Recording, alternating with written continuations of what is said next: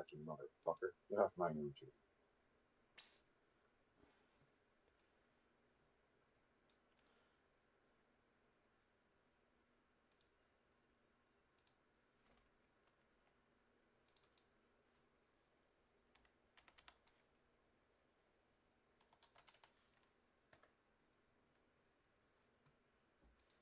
Okay.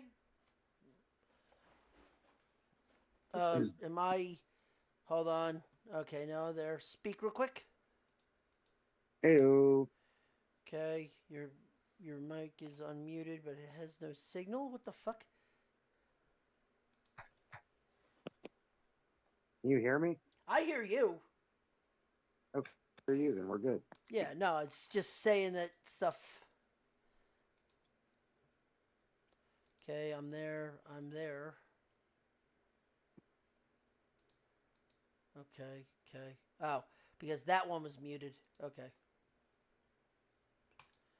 No problem.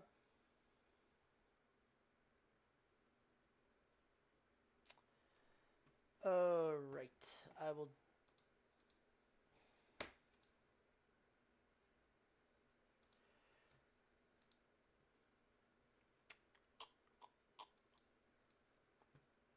All right, you ready? Ready as I can be. All right, in three, two, one. Ladies and gentlemen, welcome to another episode of the Betting Window on the Nerdport Network. I'm your host, Stefan Ronnie, and with me, as always, Captain Stuncock himself. oh, God damn it. Boy, do we have a lot to talk about today.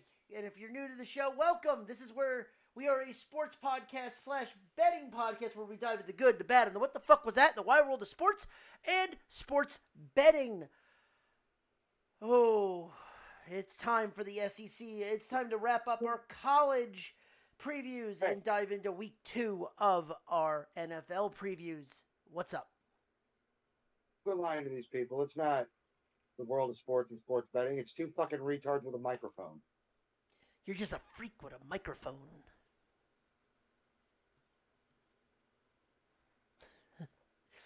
Good old Wayne's World there.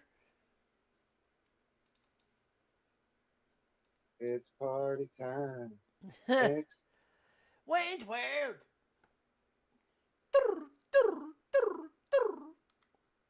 Scooby Doo ending. Whoa.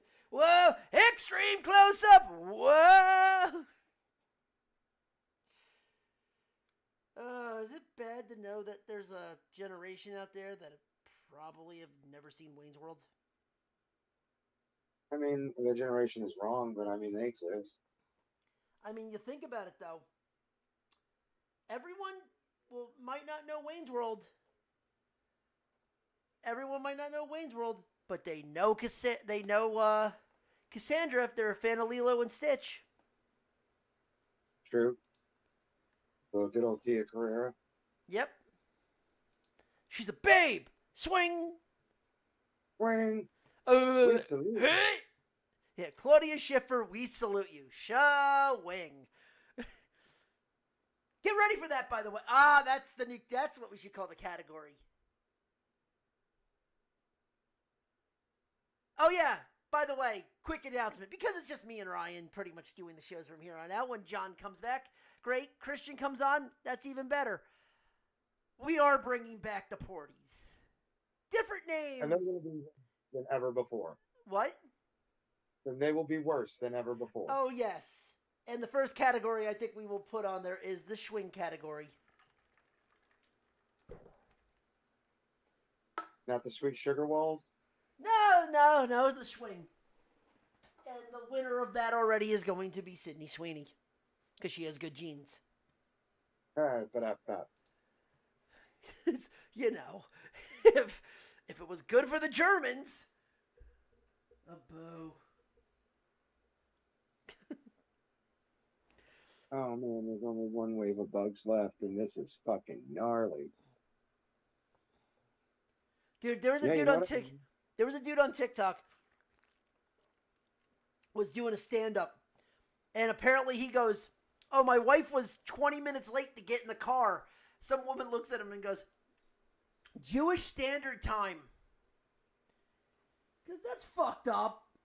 If what if me as a German recreated shit in history and said something that was mean about it, and we tried to recreate our lives, and nothing ever happened in a German household.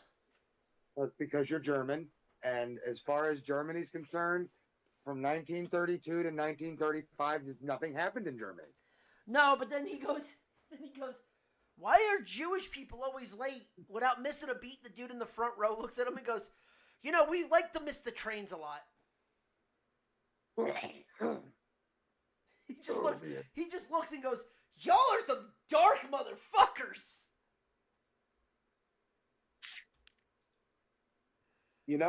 Ronnie, I've realized something. What? In the universe of Ernest Cline's Starship Troopers, we ain't do shit? Or you're doing your part? If you would have had me and this machine gun that I'm currently wielding on Klendathu, war's over. This is my rifle. This is my gun. This is for fighting. This is for fun. Dude, hold on. Give me a second. Let me find a break in this oncoming onslaught of bugs, and I'll tell you how many I've killed so far. Enough. It's never enough. The horde continues to grow. Do your part. Citizenship is a reward of service. So you're saying it's just a cult? Yeah, kind of. Oh, those fellas up there on the hill are dead. I can't get to them.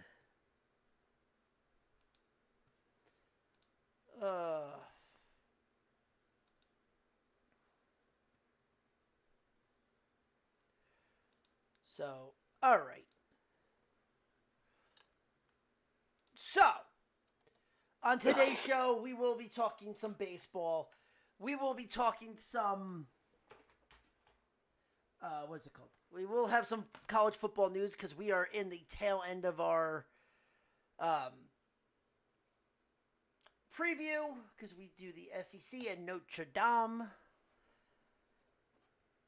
Notre Dame. Notre Dame. Notre Dame. Notre Dame. Nostradamus. Some dumb fuck. Balaclava.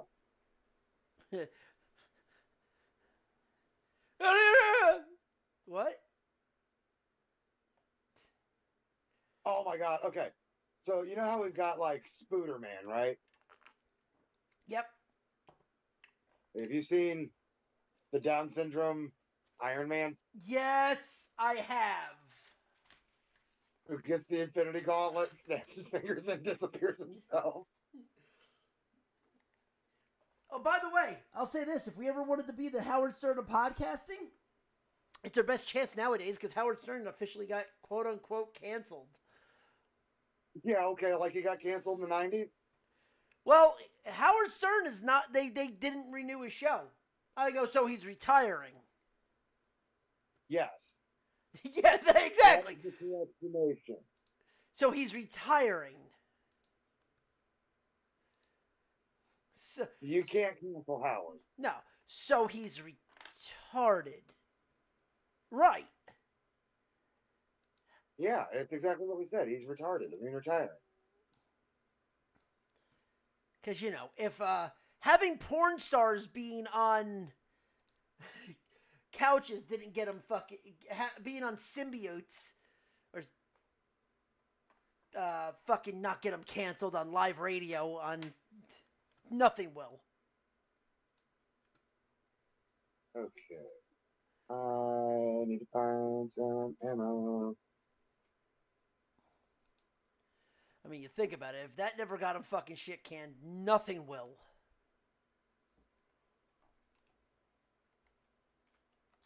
I need to be rescued.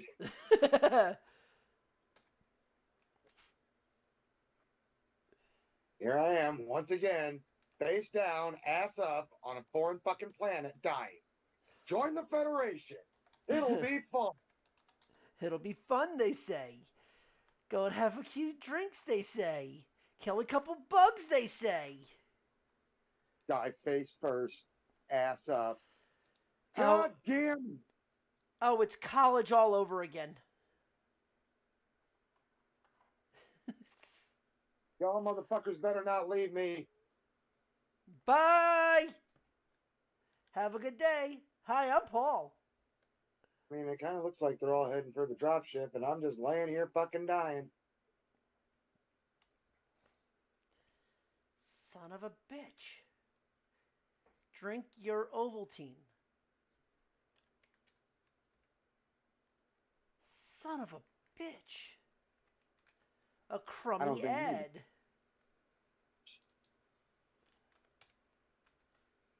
I think I am the closest to the ship. It might die.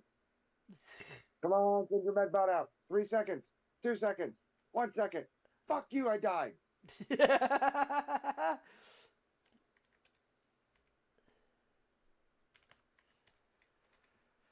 I hope those bugs take out the rest of the fucking squad, you cocksuckers.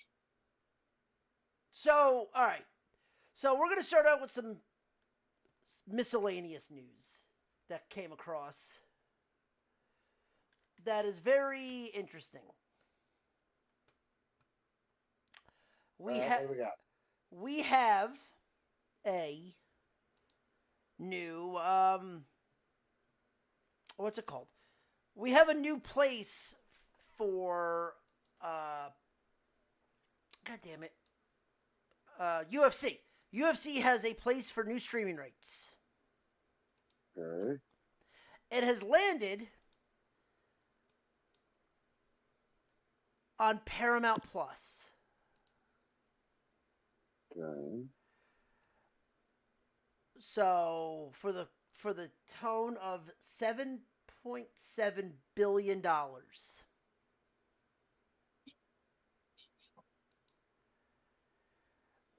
By the way, if anyone ever wants to donate that, yes, please. Yeah, I'll send you my butthole. Could be on OnlyFans.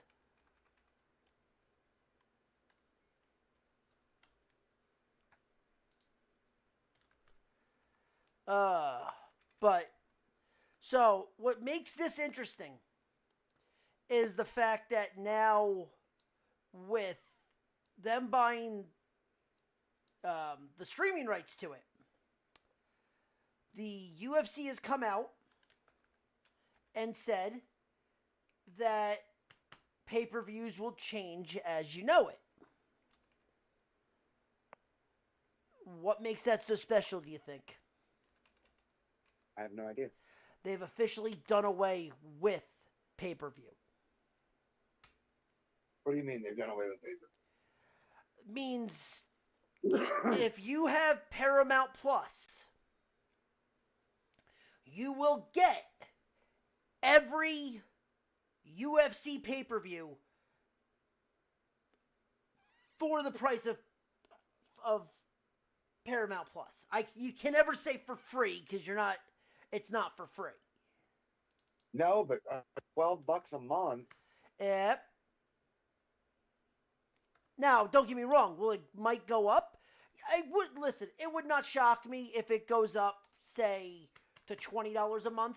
But still, $20 a month, and you get you get some kind of pay-per-view of UFC every week. For the most part. Okay.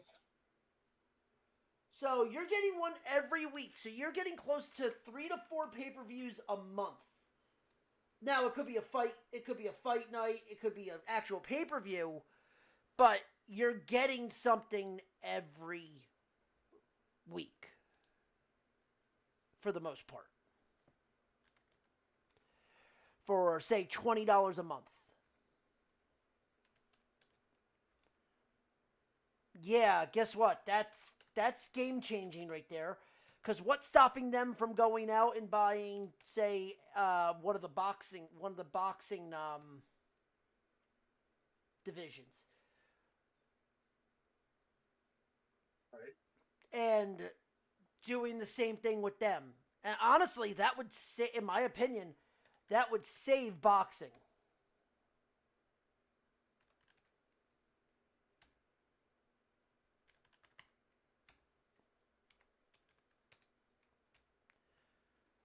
I don't know about you. I think that would actually save boxing. It might. It just might, good son. Yeah, but like that's a big $7.7 billion, and Dana White came out and says they are eliminating the way pay-per-views are done.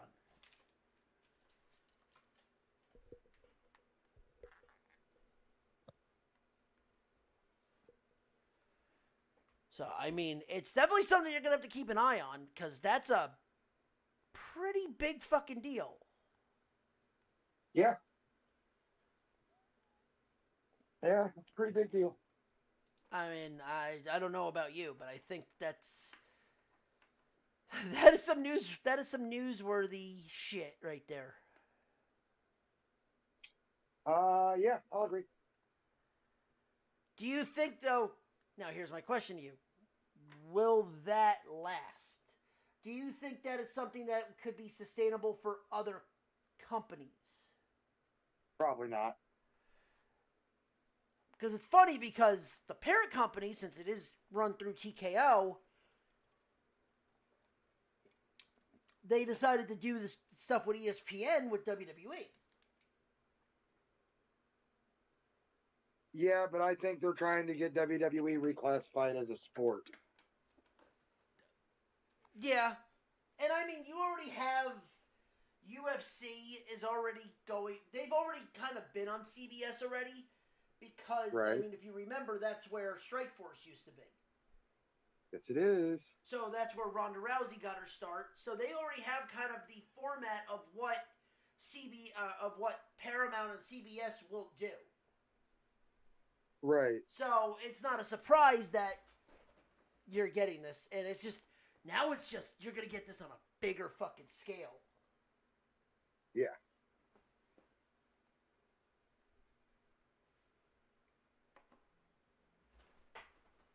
Much larger scale, absolutely.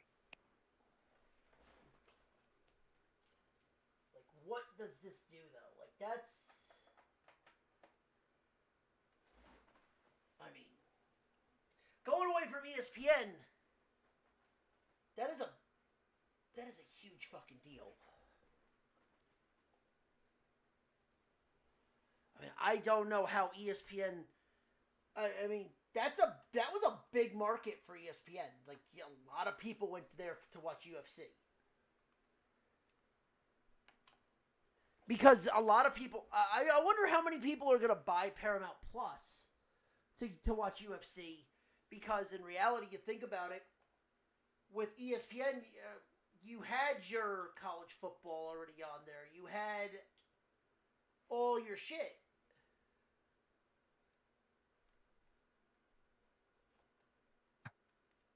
So now you're going to have to buy another app for another thing. Yep. Now, granted, you were going to do that anyway, because if you were getting UFC, or UFC, if you're getting WWE, you have to keep ESPN Plus unless you have cable. Which no one seems to read the fine print on that. No, they're just like, oh, you're going to have to pay for $30 a month. Still better than 60. Better than 120. Yeah. For WrestleMania. Yeah. By the way, that's technically a lie, though. Why is Because that? it's $30 a month, yes. If you're a cord cutter. If you have cable, it's free.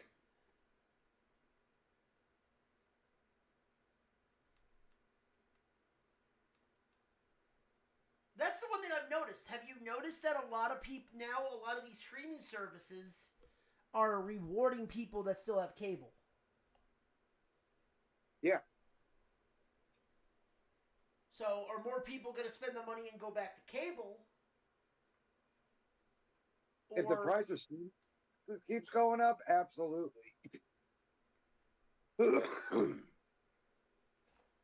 Absolutely. Yeah.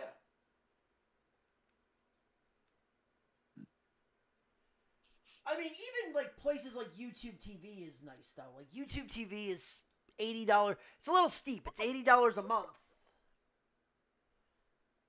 But I mean, $80 a month to stream all the cable plus, you know, you get everything on top of that, so it's not that big of a deal.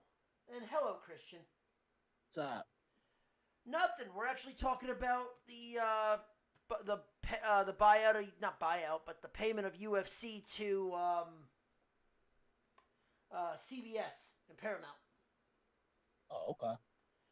$7.7 billion, and Dana White has come out and said they are discontinuing pay-per-views, meaning you will not have to pay $60 for a pay-per-view. Wow. Means if you have Paramount Plus, it is free. El Rio. Wow. Like, that is a game changer. Yeah. But we can move on to some of the news.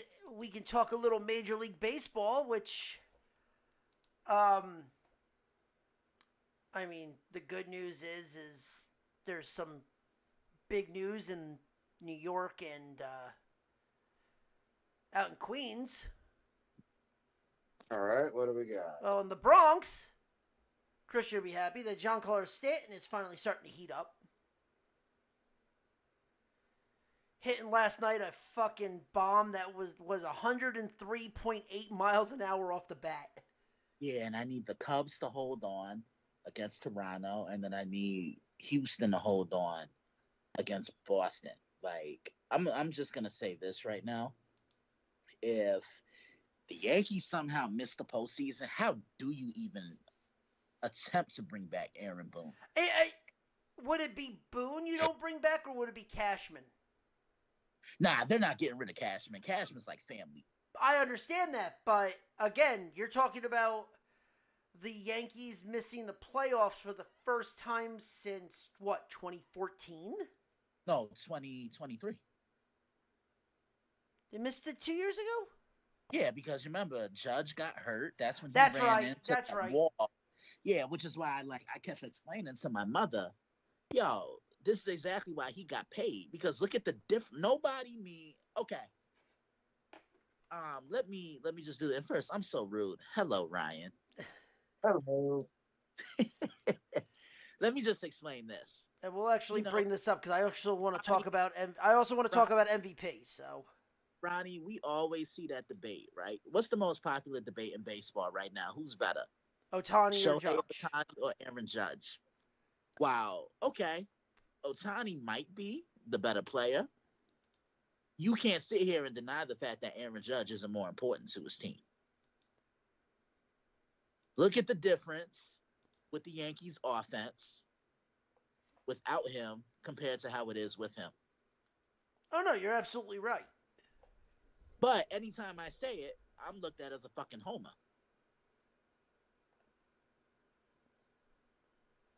I mean, listen, Judge, when it comes to Ohtani took all that money to make the Dodgers a super team. But see, here's the thing, though. I feel that even if, let's say, Ohtani were to miss time, the Dodgers would be okay. Yep. Whereas you look at the Yankees, and Judge isn't on the field or he's not in the lineup, the Yankees aren't half of what they are with him. Oh, like, go and look at last year. And we'll stick to the NL with this one. Go and look at last year. Ohtani should have never won the MVP because all he was doing was hitting. He gets 4 at-bats, and yeah, did he have a great year? Yes. So who do you think should have won it over him? Listen, this is going to sound like a homer, but you want to go MVP like how you're going Judge, it's the other Lindor. It's Lindor. Yeah, I agree with you wholeheartedly, especially with how you just explained it. And I think John would probably echo your sentiments too, because like Lindor is the reason why they were a round away from the World Series. Yeah, they were the reason they got. I mean, shit, him and Pete, but Pete's defense lacks. That's the only reason why you can't give it to Pete. And last year he didn't have that good of a year. were the reasons they got into the playoffs and were the reason they were 2 games away from making the World Series. Yeah. I mean, it's interesting. It's very interesting. But yeah, Lindor was ahead of better. Lindor, let's face it, as much as it sounds like I'm being a homer, Lindor had a better year. Yeah, he did. Because the way I look at it, like, Ohtani doesn't do it on both sides as an offensive player and a defensive player. Like, Judge is an excellent defender. Try running on Judge. And let me see if your ass get to second or third base. Now, if Ohtani was pitching, there's your argument. Because Then you have a case. Yeah. But, I mean, even look at it now. Everyone's like, oh, he's going to make it. He's going to win it again. He's going to win it again. No. As much as he probably is, because I don't really know off the top of my head who's having a better year than him. Yeah, you know what? I'm going to look up, while you say that, Ronnie, I'm going to look up the favorite right now. Yeah, I mean, Ohtani is the favorite. Yeah, he is. But because he just hit 40. He just went 40 homers again. Yeah, but I think with the AL, I think it's that kid in Seattle. If Judge can come back and be like a house on fire, it'll still be Judge, but Cal Raleigh will probably... He's the favorite right now, yeah. But, I mean, Judge is getting plus money, and you got to think if Judge actually can start hitting home runs again, because you know how Judge is. The minute he hits one, well, there goes 18. Yeah. So it's very interesting to see what we get. But is it just how it's going to turn into? It's one of those things where you have no idea who can actually get there. Like, yeah, Cal Raleigh's the favorite, but Judge can easily catch up. Yeah, he could. Yeah, but, I think this is going to be a crucial month for the Yankees, because the Yankees got a lot of ground to make up. Like, all right, like they're playing Minnesota right now, okay? And let me see. I'm looking at their schedule. So we got Minnesota. Then we play Ryan's Cardinals over the weekend with a 3-gamer starting Friday, and then it ends on Sunday. Then we're off.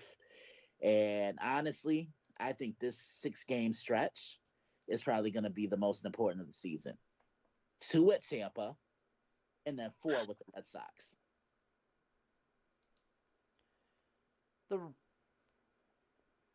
Then we play the Nationals, and then we go to god-awful Chicago. And you need to win 4. You need to sweep them. No, we need to sweep St. Louis. We need to sweep St. Louis, and we need to beat the Nationals, because I think we got swept by the Miami Marlins a couple weeks ago, and that was a winnable series right there. And you know what though? The worst thing is you have no more games against Toronto. Oh no, you have 3 more. You have 3. Yeah, we do. We have 3 more against Toronto, and then we got a series with Houston. So honestly, these next couple of weeks are either going to make or break the Yankees, because what's their record right now? Let me see. I got it right here. 64-56. 92 wins should definitely get the Yankees in. Yep, and gee, that's a shock. Tell me if you've heard this one before. Pete Alonso hits two ribbies. Wow. And we'll get to Pete in a little bit, because he broke some news. He broke a record. Broke some. He hit a dinger. Hit a lot of dingers. He turned himself into Big Al. I was about to say, is he hitting as many dingers as Big Al? But yeah, you're right. He should get, if they get that many wins, Yeah, you should see them making it, having no issue making it. They should make at least a wild card. Yeah. Because it all depends on how Toronto does. If Toronto stumbles, then who knows what's going to happen. Yeah, because John told me that he wasn't necessarily like sold on Toronto, and I really want to hear his reason why. When whenever we can get him back on. Yeah, well, right now he's a little preoccupied, but I mean, we'll get him on soon. Okay. But it's like I said, Yankees have a good shot. The Mets need to fucking get something up. But I mean, there was some good news last night. Pete hit another 2 home runs, passing Darryl Strawberry for the all-time leader as a Met.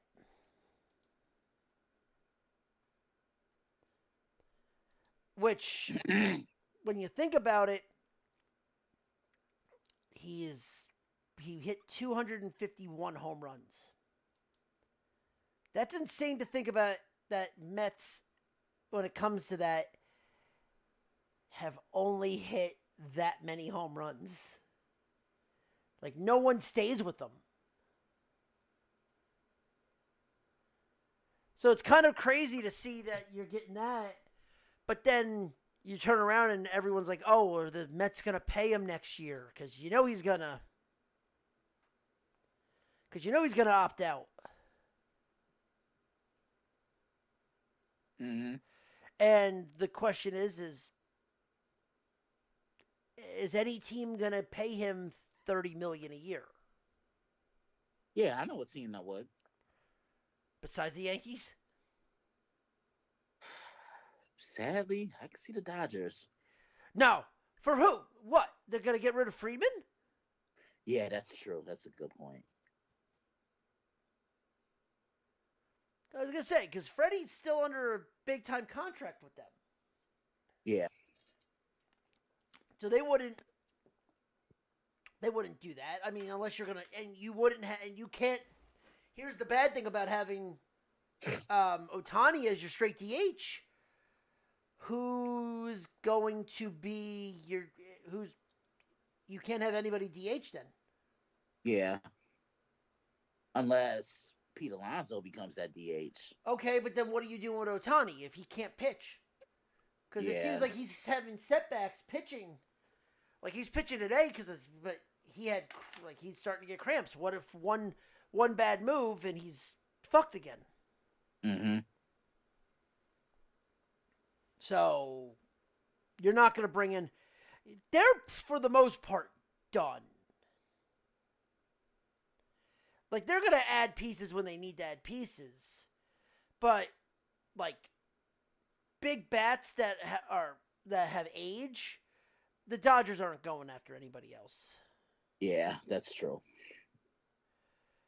I mean, there's that kid that the Mets are trying to go after out in Japan, the third baseman. They're trying to get him. That kid, good God, he freaking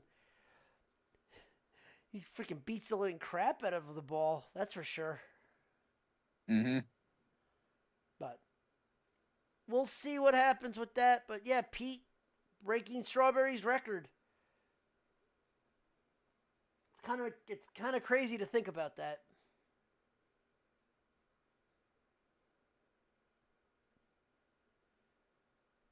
Yeah, it is. Rye, what's your thoughts? On what? Pete passing Strawberry. Good for him. I mean, let's face it. Strawberry,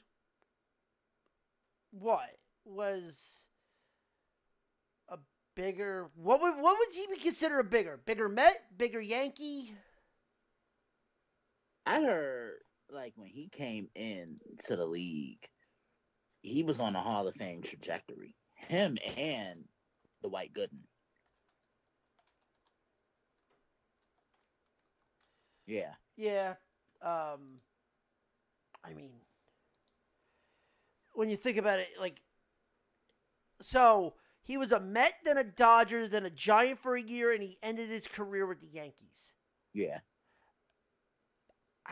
It's weird to think that he's probably more, as much as you go to, what age group you go to is going to be how you remember him.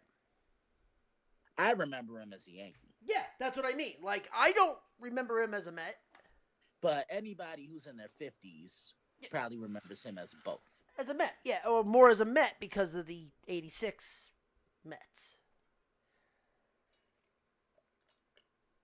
I mean, he should be in the Hall of Fame. Yeah, he should. Because here's just his career highlights: 8-time All-Star, three chips, 3 rings, NL Rookie of the Year, NL Home Run Leader, and 2-time Silver Slugger Award. I mean, also you got to think about it. 8-time All-Star is insane to do it 8 years straight. In when the All-Star game actually meant something. Back then, when the All-Star game actually meant something. And also, he's got 3 World Series rings. Mm-hmm. 2 with the Yankees, 1 with the Mets. Averaged a .259 batting average as a career, 335 home runs, and 1,000. That's insane that he's only batted in 1,000 runs. Yeah, and then he started fucking with that white girl. And the white powder. That is the white powder, Ronnie. See, no, I got to listen. He could have also Virgiled it. Nah, you see, you ain't shit for that. But Ryan, we got to bring him to the hood with us. Yeah.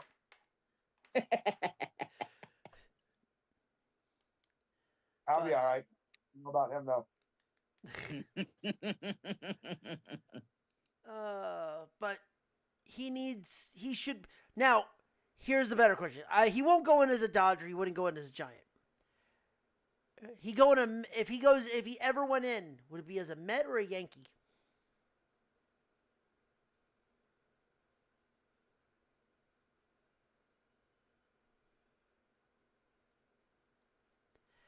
That's what's interesting, because the Buckner, the 86 Mets were a come from behind story. They were an underdog story, so no one really saw that. 96 was the top of the Yankees dynasty, and then 99 was when they freaking just torched everything. Yeah. The dynasty. So it's like he had more memorable moments, but I think the 86 World Series almost takes precedent over the 2 Yankee ones. At least 99, if anything, because that's when they were at their stride. Yeah. But I mean, it's interesting. But yeah, no, Pete passes Darryl, and I mean, the Mets look like they're finally getting their stride, because Philly's I think Philly just got either swept or they lost 2 or 3 to they're gonna lose 2 games to Philly, or to Cincy. But yeah, it's gonna be an interesting stretch for baseball. I'll tell you right now, the Mets. The one thing the Mets did that was smart was they put Frankie Montas into the fucking pen. He sucks anyway. He was good. He was good in the first half, and then just sucked. Like, he fell off a cliff. Apparently, the Mets are bringing up their third prospect, Nolan McLean. into their rotation. So Montas is going to come out of the pen, and they're bringing up this kid from Syracuse. So I mean, it's should be interesting. We'll see what this kid's got. Mm-hmm. I mean, God forbid the Mets need a shot in the arm.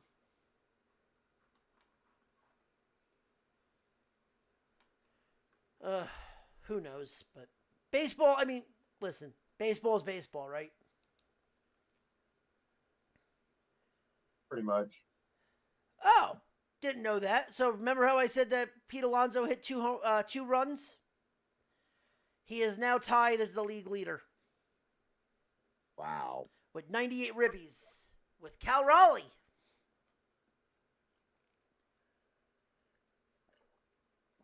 So, yeah. It's crazy to see freaking Alonso doing that. But there's not really a lot of, like I said, there's not a lot of baseball news. Or, sorry, there's not anything interesting when it comes to baseball. We did have a bit of NBA news before we came live. We have a buyout. The owner of the Carolina Hurricanes, the hockey team, has agreed to buy the Blazers. And they reported that they will not move the team. They will stay in Portland. So Portland's keeping the Trailblazers, but the Trailblazers went for, any guess how much you think Portland went for? I got nothing. Ryan? Ain't nobody care. I got nothing on that. $4 billion.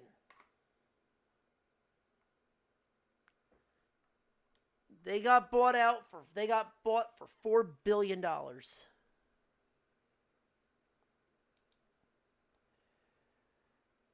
But should be, I mean, that's good for them. Portland's keeping their team. Now can we just get Seattle?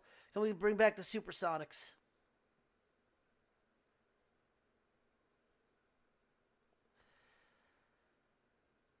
All right. Well, we had the NFL. Is officially underway. The preseason has started. Christian, did you watch any of it? I saw a little bit. What caught your eye, if anything? I mean, it'd be crazy if it wasn't the debut of Shador Sanders. Yeah, he didn't look bad. The one thing he just has to work on is happy feet. And I talked about that when he was in college at both Jackson State and Colorado, because you can get away with happy feet in college, not necessarily in the NFL. Well, speaking of Shador, he will miss the second preseason game most likely because he has an oblique strain. Oh, that's tough. Yep, that happened today. About 5 hours ago, that was reported. But let me ask you this. Mm-hmm. Maybe not week one. And Rye, I want your opinion on this too.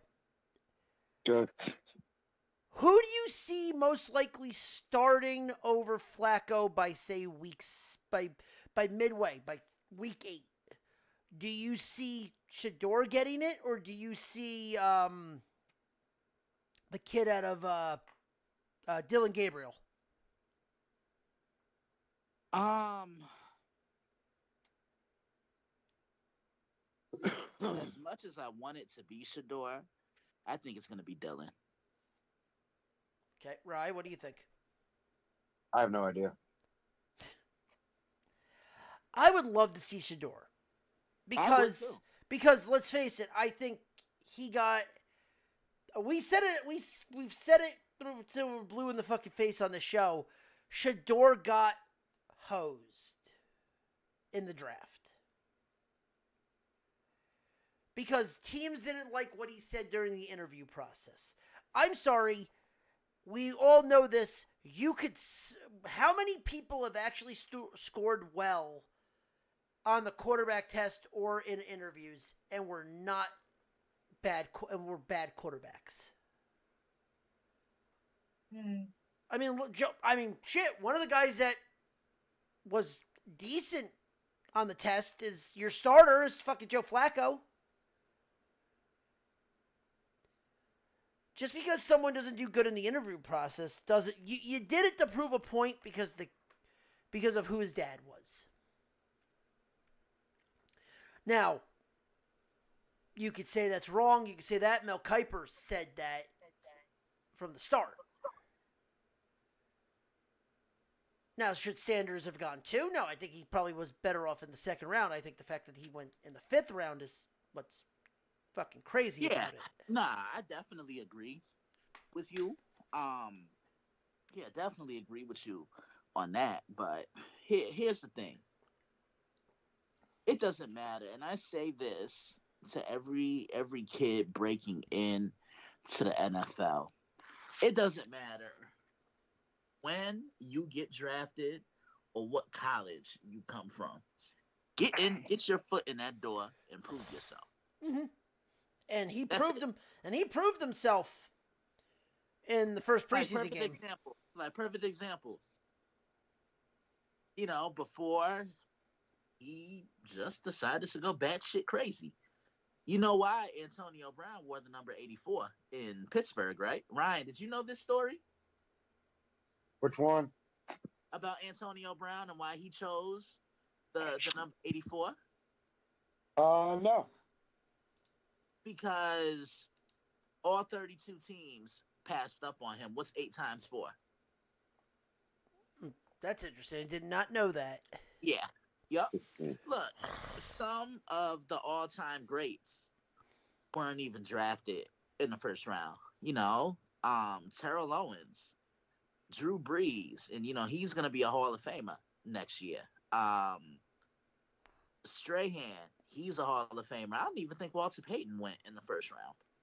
No, I mean you think about it. There's only 32 players that go first round. Yeah, and Walter Payton. You know, Walter Payton and Michael Strahan, Jerry Rice, they all went to HBCUs. And they all have gold jackets. So, again, who cares where you went? Who cares what round you got drafted in? Get your foot in the door and prove yourself. Look at Tom Brady. Tom Brady went in the 6th round, 199th overall.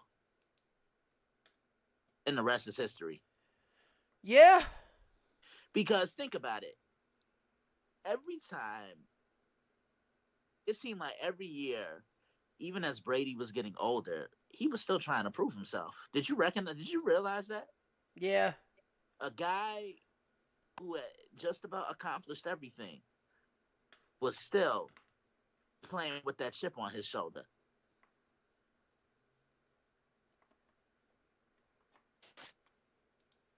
Yeah, no, you're right. Yeah, so again, just get your foot in the door and everything else will fall into place. Yeah, I mean, listen, he did well week 1. Jackson Dart did well week 1. Yeah, I think the Giants found their guy. You know, Brian Daboll wasn't going to get much of anywhere with Daniel Jones because Brian Daboll is responsible for Josh Allen. Yeah. Like when Josh Allen had his breakout year, Brian Daboll was the guy calling the plays. And Jackson Dart has a little bit of Josh Allen in him because he's a dual threat. He can move the pocket to either side. He can extend plays. He'll run when the opportunity presents itself. You know, I mean, I personally think the future is bright for the Giants because they've gone out and they've gotten a young star each year in the first round. This is what we talk about, you know, about building up in the draft because, you know, they did get Evan Neal one year, right? Yep. Then they went and got Kayvon Thibodeau. Then they went and got Abdul Carter. Dude, Carter looks. Yeah, he does. Ooh, he looks like him. He then they get Malik Neighbors last year. You just need a guy that can consistently throw it to him. I personally think the Giants in the next couple of years are gonna be fun to watch. Yeah, they're about 2 years away. I agree. I think a year and a half. I agree with that. Good news for the Jets. They have activated Jermaine Johnson off the PUP list. That's the pass rusher, right? Yep. Yeah. Which just means another pass rusher for that defense. If the offense can play remotely like they did in the first game of the preseason, because I'm sorry, as much as Green Bay played 90% of their backups, their offense was all starters. Their offense looked like shit. Green Bay and Detroit might be the two teams that I kind of look at and get a little scared about. Not in a good way, being like they might regress. Well, with the Lions. Sorry, let me rephrase that with the Lions. Their problem is depth. No, they don't have depth. But I want to see how both sides of the ball buy into these new coordinators, because remember a couple of years ago when the Eagles lost Shane Steichen and Jonathan Gannon to head coaching jobs? Yep. And the Eagles took 2 steps back. Yeah, I mean, the Eagles that year were last year's Kansas City Chiefs. Not looking as good as their record implied. They were just getting by. And then that game against the San Francisco 49ers happens in December, and they bullied the Eagles, and the Eagles were never able to really recover, right? But even before all that happened, Jalen Hurts just seemed to take a couple of steps back. You know what I'm saying? Because, I don't think people realize how tough it is to learn a new system with a new coordinator. And the Eagles that year just didn't lose one coordinator. They lost both coordinators. Yeah, so they're literally what Detroit was. Well, yeah. This year. Yeah, because the Lions lost both Ben Johnson and Aaron Glenn. And you knew the inevitable was going to happen. But yeah, I'm just curious to see where they go from here. Glenn Johnson's got Ben Johnson has his work cut out for him in Chicago. Yeah, he does. I personally don't think Caleb Williams. I said it from the start. Caleb Williams is nothing special to me, and it has nothing. And it's funny because everyone's like, "Oh, because he was crying to his mother." No, it has nothing to do with that. Go back and watch his college tape. He had happy feet, but B would make such bad reads, but would get bailed out because of bad defense and because of where he played. Because he was still, that wasn't the Big Ten yet. That was still the Pac-12, where there's no defense. Mm-hmm. He was getting bailed out because of no defense. Guess what? If he went to the Big Ten and did the exact same thing, he would be drafted in the 7th round. Yeah. Me personally, I think the NFC North is coming down. I think it's a 3-team race between the Lions, Green Bay, and Minnesota. But for Green Bay, what did Green Bay in last year was they were horrible in the division. And what do I always say? In order to win your division, you have to win within your division. And I think they went 1-5 in the NFC North. I remember they lost both games to Minnesota. They lost both games to the Lions. The only team they beat was the Bears, and then the Bears beat them the final day of the regular season. Yeah. Right, did you watch any of the... Oh, sorry. Listen, I think what's holding the Packers back is their lack of a pass rush. Everything else is there. I think their offense is going to be great. Watch out for Matthew Golden. He finally gives Jordan Love a true number one wide receiver. If he can stay healthy and if he can be consistent, he's going to be fun to watch. Yeah. Ryan, did you watch any of the preseason? I'll be back, y'all. All right. No. You watched none of it? Now, I had wrestling shit this weekend. All right. All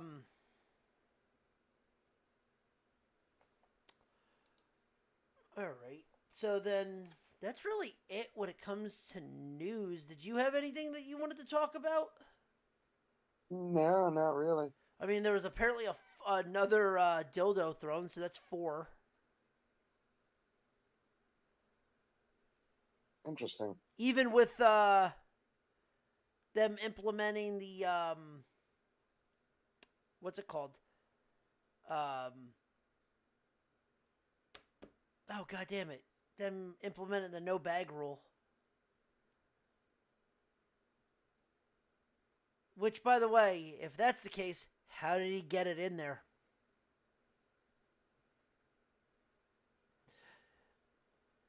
You assuming my gender?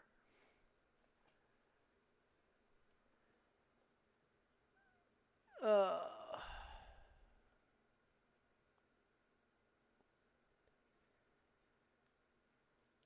I'm just trying to see if there's any other bit of news to talk about, because that's really it. I mean, news-wise, I mean, Bills signed Cook to a 4-year, $48 million extension. PSG Spurs on penalty kicks. They won. All right, I'm back. Sweet. Like I'm just looking to see if there's any bit of news that can really be discussed. There's not a lot when it comes down to it. We can dive into the preview for the SEC, where it just means more. I was telling Ryan, though, Christian, that there was another sex toy incident in the WNBA. So that makes 4 now. Yeah, and Trump's son posted a picture on his Instagram. Did you see that? No, actually, I did not. I'll send it to the both of you on. Put it in the team chat. But it's on Instagram. Oh, okay. Yeah. I'm just texting it to you both. Oh, that's right. What a dick. No pun intended. No, because the dumb thing about it is you're implying your dad likes to throw dicks throw dicks at people. Is it Bill Clinton? I don't know, bro. My fellow Americans. I gotta get this motherfucker off my Instagram search. FBI, open up! Oh, shit. Oh, okay.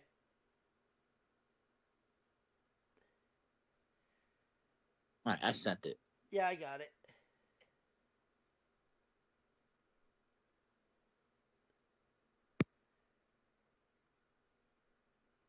Oh, Jesus Christ. But here's a better question. How do you get on the roof? And that's the Alzheimer's.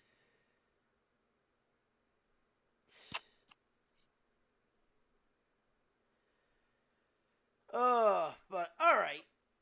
So then, let's dive into the college football scene.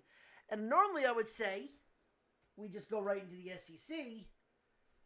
But Monday, they officially dropped the preseason top 25. Mm-hmm. And we'll go through it real quick. But there's been a theme every year that if you're in the top 10, one team in the top 10 will fall out of the top 25 every year. So when I get to 10, I want to see if you think any one of these will drop out of the top 25. We'll get it started with Boise State is number 25. No shock there. 24 is Tennessee. Okay. A little high, in my opinion. They shouldn't be on this list. Texas Tech is 23. 22, Iowa State. I mean, that's going to change either way because of Farmageddon in week 0. 21, Ole Miss. Number 20, Indiana. Number 19, Texas A&M. Yeah, back to Indiana. Okay. They're definitely going to be interesting to watch because, you know, what does Kurt Signetti do? You know, this was a team, they were the feel-good story of college football last year. I mean, they truly came out of left field and nobody expected this. Yeah, no, it's definitely going to be interesting. I mean, I think they're a little low for being a team that was in the college football playoff, especially where they have the one unknown team is a little bit high, and I could see this team being out, but we'll get to them. Like I said, number 19, the Aggies of A&M. Number 8. Yep. Yeah, I don't know. I'm still trying to get a feel for them because I thought they were going to be a whole lot better than what they were with Jimbo Fisher. And what do I always say? When you get to the SEC, you're under a bigger lens. You're under a bigger microscope. And Texas A&M is paying Jimbo not to coach. Yeah. That should be saying something. But yeah, this is year 2 under Mike Elko, and they did some good things last year, but I feel they can climb that ladder a little bit more. Yep. Number 18, Boomer Sooner. Okay. Number 17, K-State. Again, they got Iowa State week 0, so that'll work itself out. Number 16, SMU. Number 15, Okay. the Florida Gators. Number 14, the Michigan Wolverines. Yeah, they're gonna be a team they're gonna have eyes on them too. You know, they won the Natty during the 2023-24 season last year. It was the first year without Jim, Sharon Moore. You know, they were a strong defensive team, but their biggest issue was at quarterback, and you knew that was going to take them 1,000 steps back. But what do they do this year? You know, that to me is going to tell us everything we need to know, because when this team is locked in, I think Michigan, not only do I think they're the best team in the Big Ten when they have everything going for them, but I think Michigan is one of the 3 or 4 best teams in college football when they have everything clicking. That offensive line is playing well. They have that running game going. The quarterback is doing just enough, and then the defense handles the rest. But the thing is with them is, and with half of these teams, you're worried about a new quarterback. Alex Orji is gone from the system. He's now in UNLV. And they're starting with a brand new quarterback. So we'll see. We'll see where what happens. And then you got to remember, too, after the Oklahoma game, their head coach is suspended for 2 games. Yeah. And Bryce Underwood is, you know, he's going to be the starting quarterback. Yep. All right. Number 13. Bring out cocky, South Carolina. Interesting. Number 12. Here's one that's interesting. Illinois. Yeah, you know, I want to see what Brett Bielema does here. I don't know. The Big Ten is so interesting this year. Um, because you have two teams that you didn't mention. I know you're gonna get to that. Uh, Michigan, what do they do? Yeah,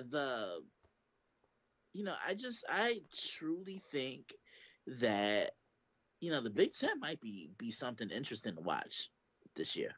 Yep. Number 11, Arizona State. Yeah, what direction do they go in now? I know Sam Levitt is back, which is huge for them, but how do you replace the production of one Cam Scatterboo? I mean, he was everything You to that don't. Sun Devils offense. You can't. It's going to take a group effort. It's going to take a collective effort to replace that production. But Kenny Dillingham, he's going to have his men ready to play. Yep.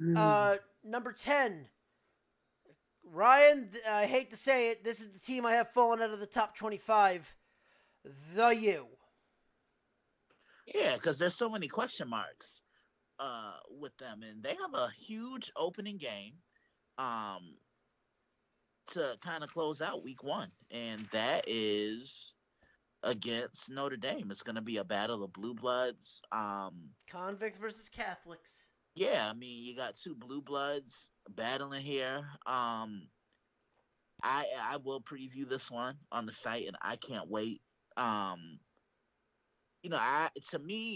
think this is a make or break year for Mario Cristobal. But Rye, what do you think about Miami being number 10? I mean, I'd like them to be higher, but 10's all right. I'll take it. I mean, you do have Carson Beck being there, so I mean, you did replace one okay quarterback with a quarterback that's proven to be a national champion. So that you got somebody good in the quarterback position, but then there's a lot of questions around Miami. Plus, you have the head coach effect, where was it Cristobal can fuck a game up for you real quick. Number 9, LSU. Go Tigers.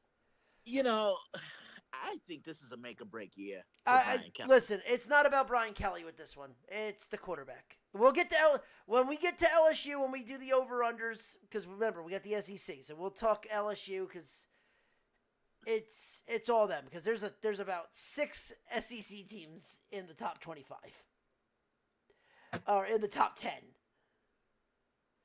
Because next is Alabama, then it's Oregon.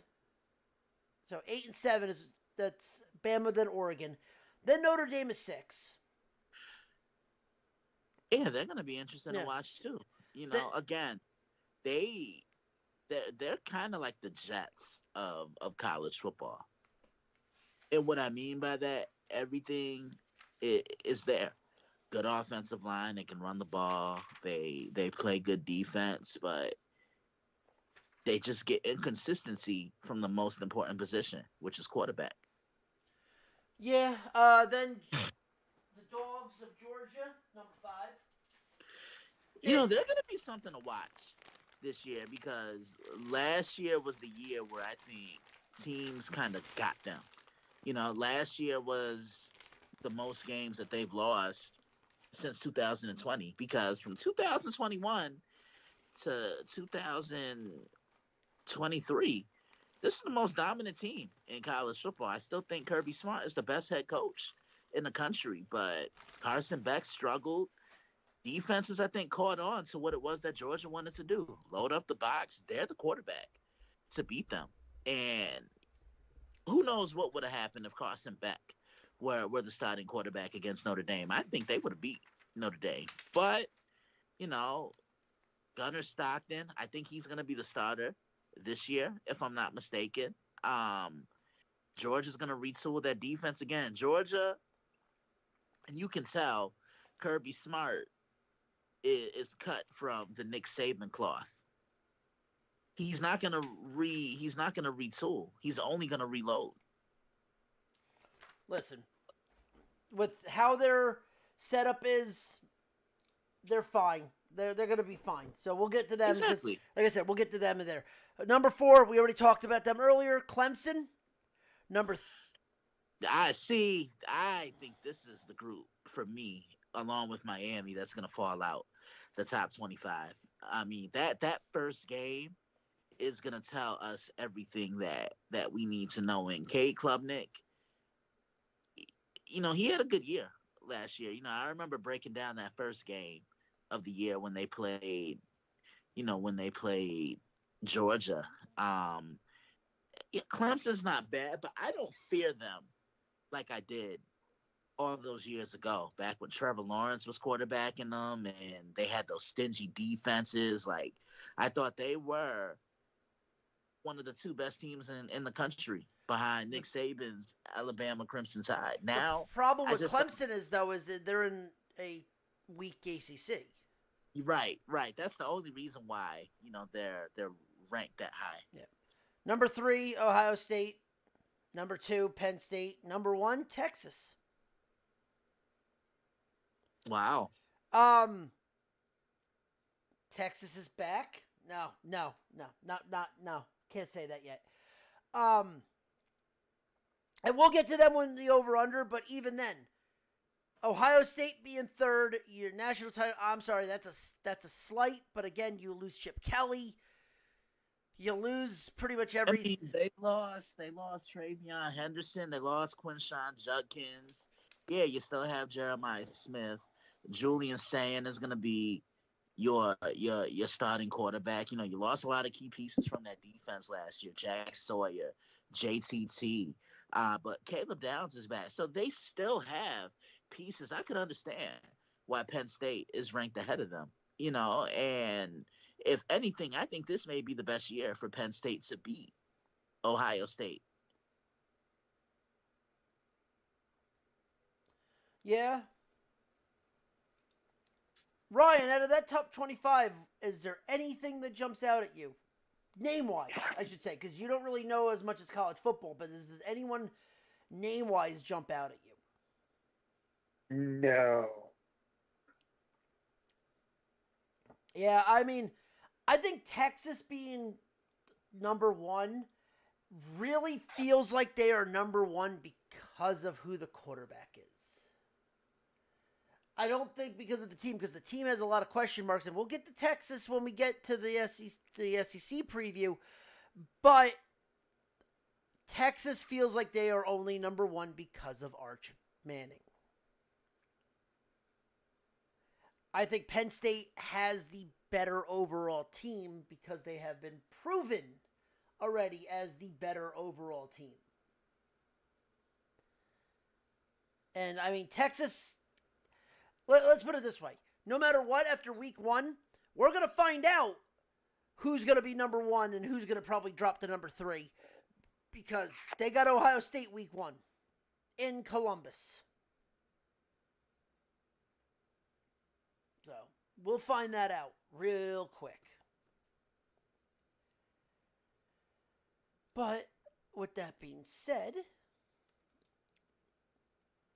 we will dive in to, let me do one thing real quick.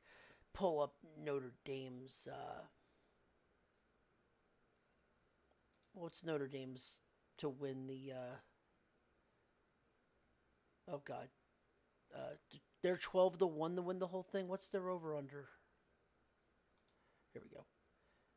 Got it. Notre Dame. All right, so we'll start off with Notre Dame. Obviously, no conference, but their over/under to win everything is 10.5. So does Notre Dame has a lot of non-conference games, so because they're independent. You think they're going to win more than? You think they're going to win 11?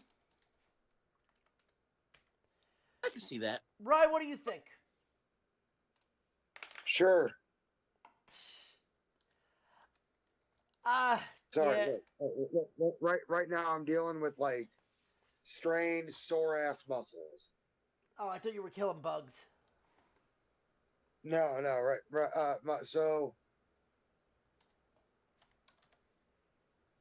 day before yesterday, I decided I was going to do a little lifting, and I overdid it, and currently trying to make sure my arms aren't stuck at the 90-degree position tomorrow. Oh, good job.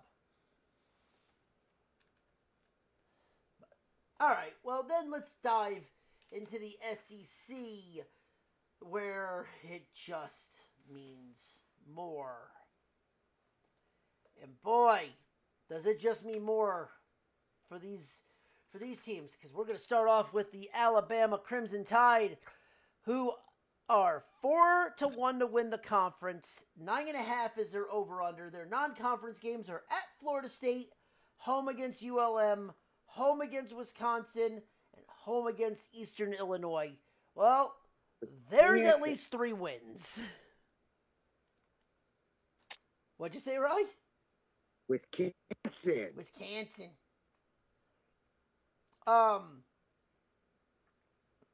They've announced Ty Simpson as the starting quarterback. They bring back their wide receivers from last year. Line's pretty much intact. This team got caught last year, and I think they're going to get caught again because they got to go to Georgia. And here's the thing. As much as Georgia is the big game, the game underneath that is going to be the game that is actually circled for them because of what happened last year, and that's Vandy. So I think they get caught by Georgia, and I really think they lose 3 games, and I think Bama goes under with 9 wins. I think, last year was a year for Kalen DeBoer to figure everything out. The thing I like, he didn't try to change up Jalen Milroe. He let Jalen Milroe be who he was, and you got to appreciate that. But they have Ryan Williams. I know Ty Simpson, no relation. He white. I know he's the starting quarterback. They're gonna lean heavily on the running game, kind of like what you saw when Alabama was winning those championships with AJ McCarron and whatnot. Run the ball, heavy dose of the running game, and they just kind of need Ty to manage things, and then that defense is gonna be good too. I think they can go over because Kalen DeBoer has his guy. He can develop his guy. He can build his offense around his guy. He already has that signature win. He beat Georgia last year, and I know they play them again this year. But Alabama has to tighten some things up on the defensive side because there were a lot of games where they just gave up last year, and you never saw a Saban coach team give up all the big plays that they did last year under Nick. But I think they can get it right this year. I'm going to take the over. Hey, Ryan, what do you got? I have no idea. Alabama over 9.5. Ryan, say it right. No, you don't think they go over? Nobody care. What Ryan said. Really? You're going to pull a Christian? Come on, man. No, under. Okay. And I mean, I'm saying under. I'm saying they're still going to get 9 wins. Because they got to go. Here, I'm just looking at their schedule. At Florida State, we have no idea what Florida State's going to be. But they got to go to Tallahassee. They got to go to Georgia, to South Carolina, and then to Auburn for the Iron Bowl. Who, Alabama? Yeah. Oh, damn. I'm taking the under.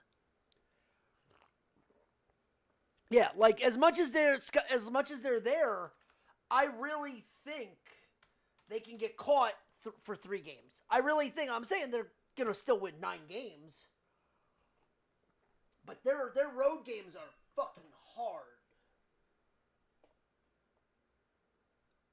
And the big thing is they have LSU at home. They have LSU at home, but that's still. But all right, next on the list, the Arkansas Razorbacks. Arkansas 5.5. They're 130-1 to win the whole thing. Their non-conference games are Alabama A&M at in Little Rock for Arkansas State, at Memphis and Notre Dame, and home for Notre Dame. They're 5.5 in here. I mean, two guaranteed wins. They got to go to Memphis, which that could be a loss. I think, does this team go bowling? Yes. I'm going to take the over, and they're going to win 6 games. I agree. Right? Yeah, I'm with you guys. Okay. All right. Next on it is, well, the Auburn Tigers. Just speaking of them, the War Eagle. War Eagle is 7.5 over under for their season, and they're 25-1 to win the SEC. Their non-conference games are at Baylor, Ball State, Southern Alabama, and Mercer. Well, there's 3 wins right off the bat. To Baylor is going to be interesting. They're a dog going to Baylor right now. This team brings back pretty much the entire line that was there last year, and Jackson Arnold, who played a little bit when they were up a lot. I don't think this team, though. I could see this team winning 8 games, but I think they just win 7 and they go under. I can see that. Right? Sure. All right. Next, the Florida Gators. Gators have a 7.5 win total, 18-1 to win the whole thing.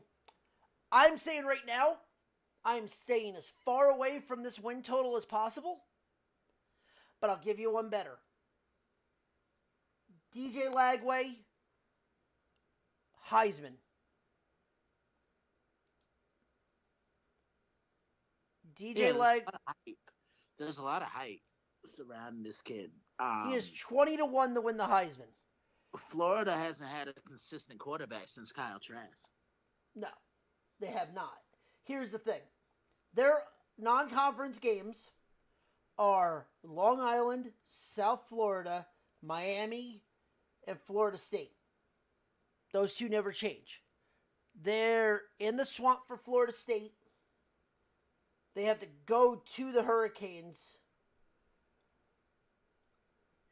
They're actually playing closer to them for the cocktail party, because it's going to be in Jacksonville this year. Yeah. They get Texas at home. They get the 3 worst teams in the division at home, and Tennessee. I got this team going over and winning 9 games. And if that's the case, I think Lagway gets his ticket punched in New York. I'm taking the over. This is the team I'm high on. You know, Billy Napier really didn't have much to work with. He has a quarterback that can go out and win them football games. DJ Lagway is the truth. He, a guy that can throw the ball consistently from the pocket. He can make it happen with his legs. There's been a lot of hype surrounding this kid. I think this is a playoff team this year. If they can win at least 10 games.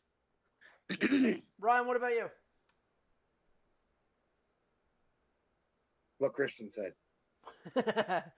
Now, Christian, would you throw a flyer on Lagway Heisman at 20? Yeah, absolutely. Because you know what could punch his ticket to New York? A win over Georgia? A win over Georgia. Yeah. And a win over Texas. A win over Texas, I think, will put him in the driver's seat. Yeah, and that's in the swamp.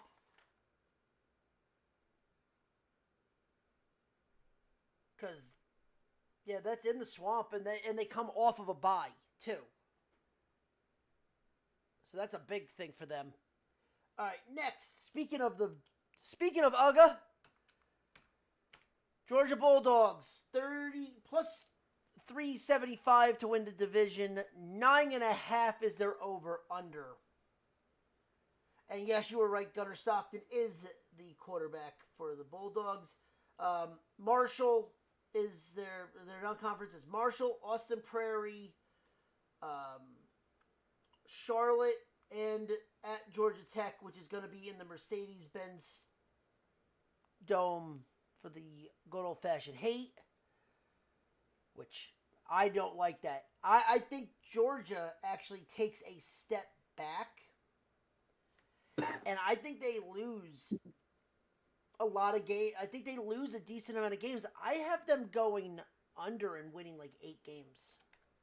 I'm going to take the over because I think their defense is really going to rise to the occasion, and they're going to run the football. They're not going to put everything in Gunnar Stockton's hands because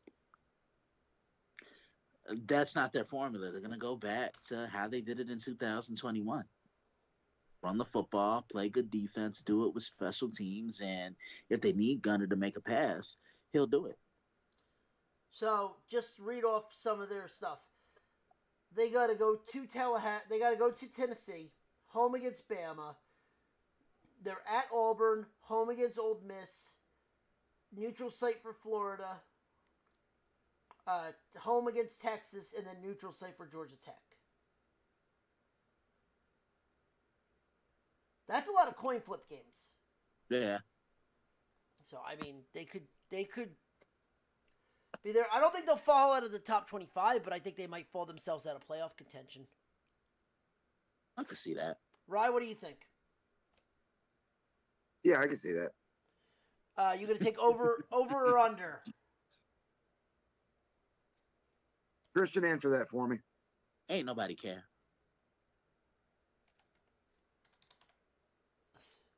All right. Speaking of don't nobody care, the Kentucky Wildcats. Ain't nobody care. Oh God, Stoops might get fired for this. Even the Kentucky Wildcats are tired of the Kentucky Wildcats. This is not basketball season. They haven't had a team in 8 years. They're over under, and they're not even the worst team in the SEC this year. That's the funny part. Their over under is 4.5 there. 300 to 1 to win the conference. Yeah. Fuck that. Their non-conference games are Toledo. They can lose that game. Eastern Michigan. Maybe not. Louisville and Tennessee Tech.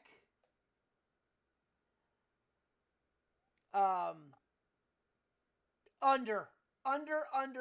Hit the fucking under button hard. I have them maybe winning 2 games? And that's their non-conference games. Christian? Mm-hmm. Yeah. That's gonna go across the board. Mm-hmm. Easily. Yeah. Oh God. Just get ready for basketball season. Mm-hmm. All right. The LSU Tigers. They are 6.5 to win the division. They are 8.5 games for their over/under. Garrett Nussmeier is back as the quarterback. Their non-conference games are at Clemson, Louisiana Tech, at Southeastern Louisiana, or not at their game against South Louisiana, and Western Kentucky. Nussmeier is going to keep this team in games. I think they go over, and I think this team actually will win 10 games. Yeah. I think this is a make or break year, as I was saying, for Brian Kelly, because his first year they do get to the SEC title game, but they run into a buzzsaw that was the Georgia Bulldogs. Defensively, I think they have what's going to be the best tandem in the country coming back, and that's in Whit Weeks and Harold Perkins. And you said it best, Ronnie.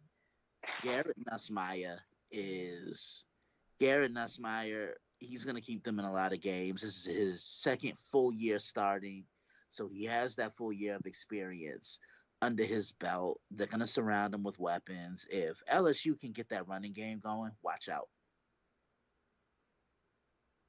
No, you're right. Yeah, no, you're absolutely right. All right. Now, all right. The worst team projected to the SEC. Well, you got to grab the cowbell. Mississippi State Bulldogs. Ain't nobody care. 500 to 1 to win the conference. They are 3.5 wins for their over-under. Their non-conference games at Southern Miss. I'm going to tell you right now, I am taking. It doesn't matter. That is my bet of the fucking year of Southern Miss beating Mississippi State. Because you know why? Because Southern Miss has all of Marshall.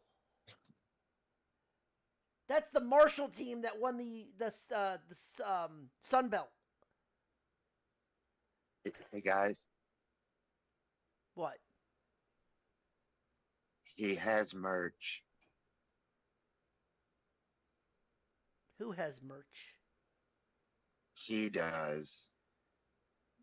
Wait, hold on. He's finally back? Was Raider Dave back?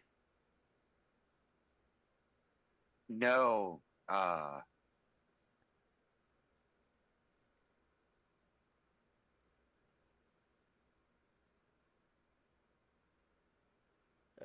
Did Ryan get stolen? Noah Oh, yeah. I know he has merch. has merch. Yes, Noah has merch.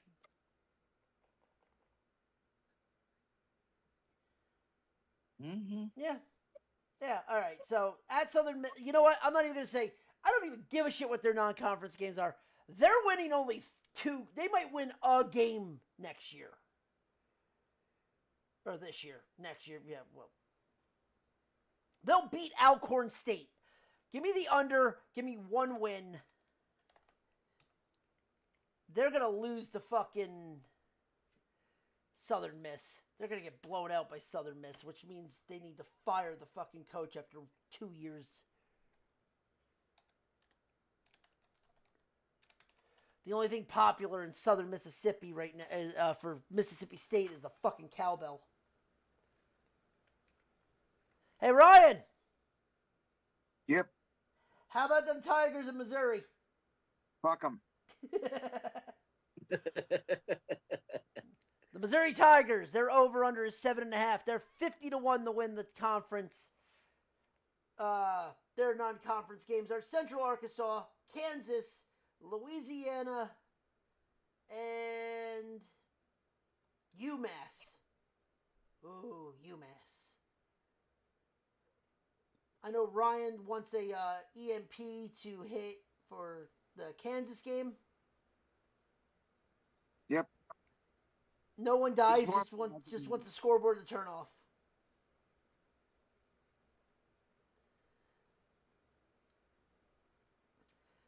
They have a favorable schedule, but this team may go bowling, but they ain't winning more than 6 games. Give me the under. Yeah, I'll take the under as well. I think they're just the middle of the pack team. Yep. Don't answer, Ryan. I already know your answer. And now we got the Boomer Sooners of Oklahoma. 7.5 and 25 to 1. Their non-conference games are Illinois State, Michigan, at Temple, and Kent State. Well, that's 3 wins. And they're 7.5. Shit. 8 wins. They're going over. Christian? I'm gonna take the under because I still have my questions about Jackson Arnold. Jackson Arnold ain't there anymore. Oh yeah, that's right. Jackson Who Arnold's is in this? Jackson Arnold's in Auburn. Who is their starting quarterback now? John Matee. To make things interesting, I'm gonna take the over.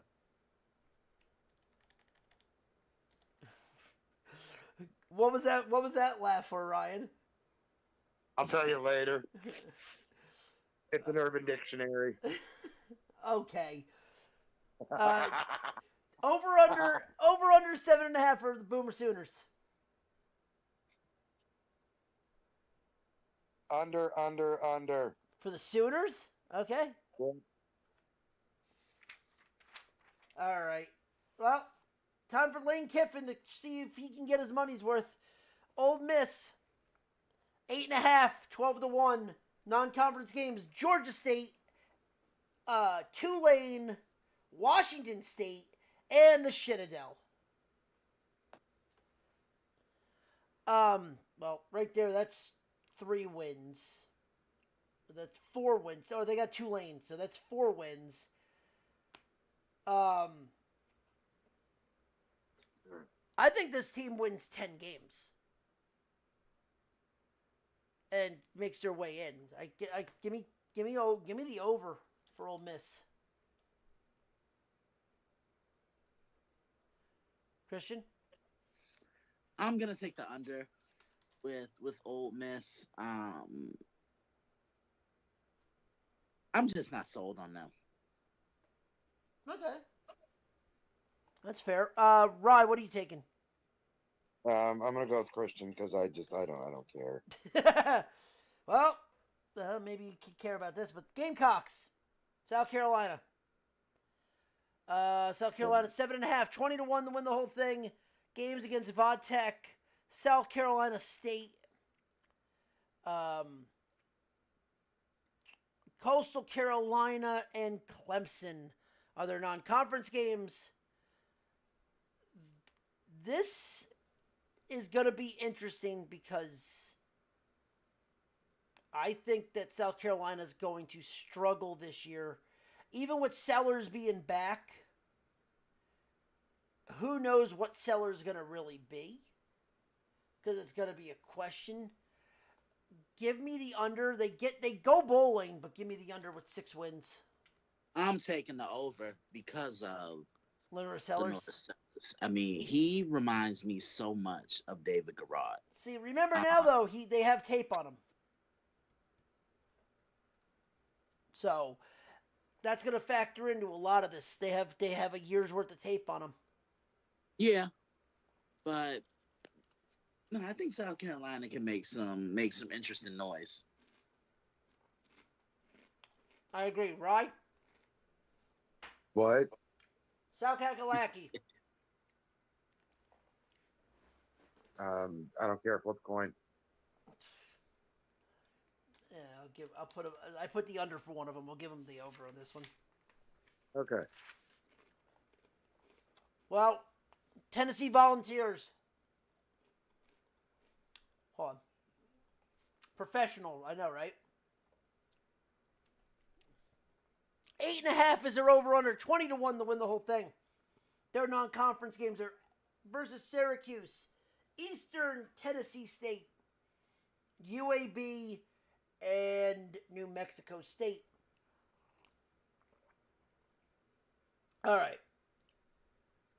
Their quarterback is fucking an idiot who is now in UCLA. What does this mean for Tennessee? Absolutely nothing. Do they win 8.5? I really don't see this happening. I think they go. I got them winning their non-conference games. So do they win 5 out of the other ones? I can't see it. Especially with the last game, if they need to get to the over-under against Vandy, I think Vandy might school them. I'm taking the under. I think they get 8 wins. Yeah, I'm taking the under as well. Sure, under. All right, Texas, your favorites for the SEC. Plus 260 to win the whole thing. 9.5 to get it. Ohio State, San Jose State, UTEP, and Sam Houston. are their non-conferences. So they also have to go to Kentucky. They're at Mississippi State, and home against Arkansas. Pretty much their road games mean jack shit. The only big road game they have is they got to go to the Swamp and go to Florida. And Columbus, obviously, beginning of the year. Arch Manning is going to see what we get from him.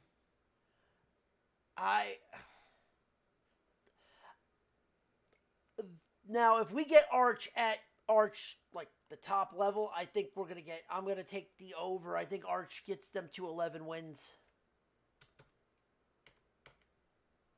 Christian? I'm high on this team.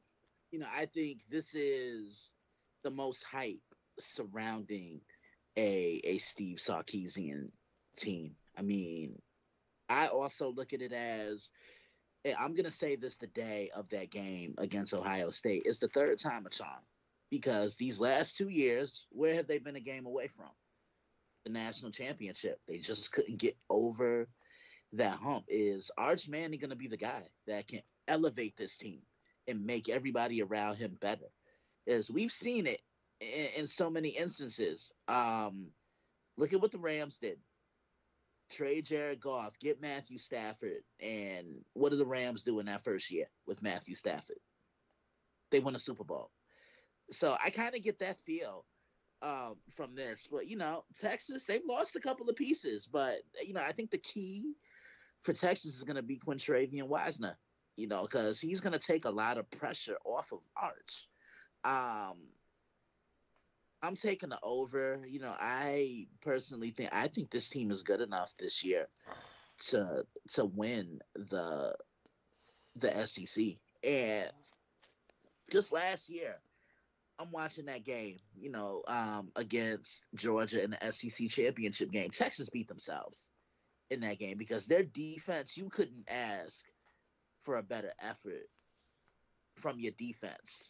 It was their offense that hurt them, and their offense hurt them in the game against Ohio State, too. Their defense did a pretty good job on the Buckeyes, especially with how prolific their offensive attack was. And they just couldn't capitalize. That's been their problem. Not coming away with 6 when the opportunity presents itself. Yeah. Okay. Ryan, what do you got? Texas. I don't know. All right, well, let's just go across the board. So first we hooked them. Now it's time to gig them. Texas A&M. They're 8.5, 12-1 to win the whole thing. UTSA, Utah State, Notre Dame, and Samford are their non-conference games. When does Elko shoot themselves in the foot? I say mid-season. That is, but again, that is Texas A&M's bread and butter. When is Elko going to shoot himself in the foot? Yeah. And I think they'll still go over because they have a weak non-conference, except for Notre Dame. I still think they'll get like 8 wins and go over, but I think it's going to be it's going to be tighter.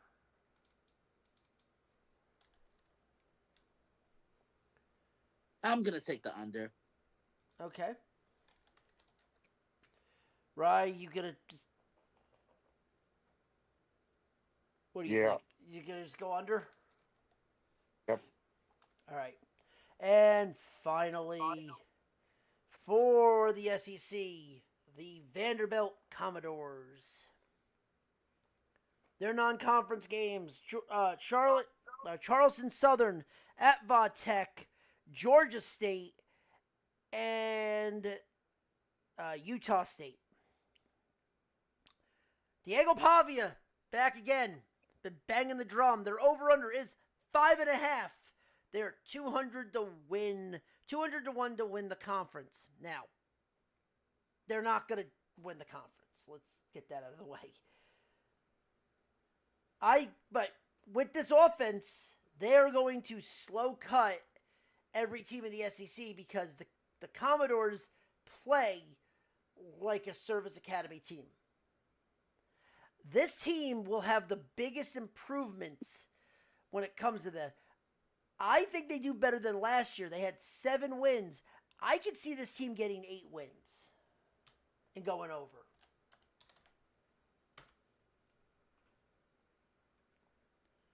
And I already know Christian's going under.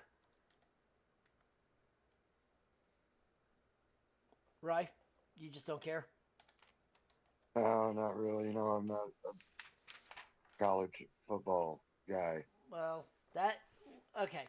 So then, my title game this year is going to be Texas versus LSU, and I got Texas winning the SEC. I got the favorites winning the SEC. Shocking. I'm gonna go Texas and Georgia, and I think Texas finally gets them. Okay.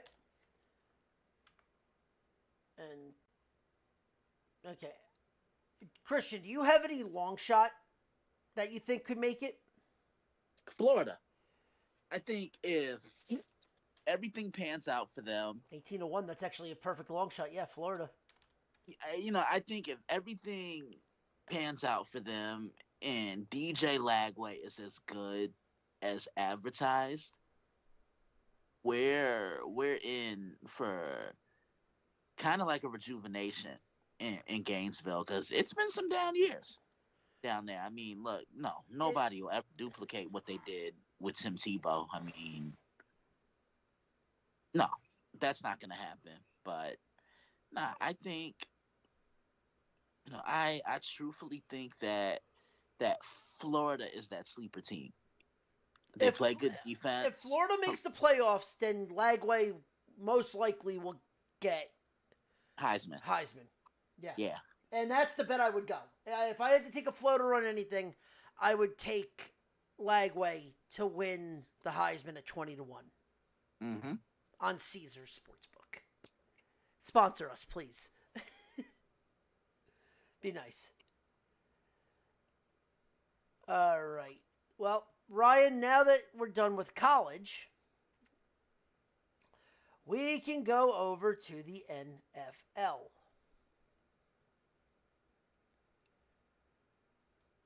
And we are diving into the West.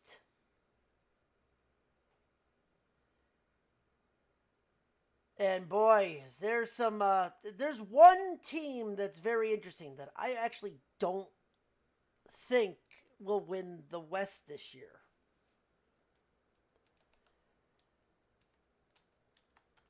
And we'll start off with the AFC West, where we start with the Los Angeles Chargers, the LA Chargers. Their over-under is 9.5. They're to win the division, they're plus 320, and to win the Super Bowl, they are 26-1. The Chargers, without their big tackle now, I mean they lost their biggest offensive lineman. This team is kind of up shit's creek. I got them going under.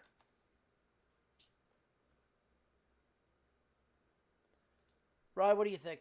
Chargers. Under? Yeah. Christian?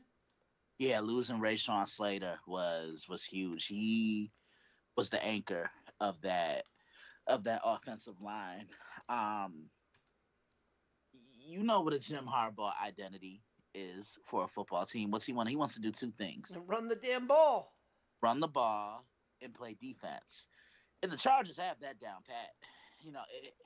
What is Justin Herbert going to do? Because I feel like he's kind of regressed these last couple of years. Just a couple of seasons ago, I was referring to him as a top 5 quarterback in the league. I will say this.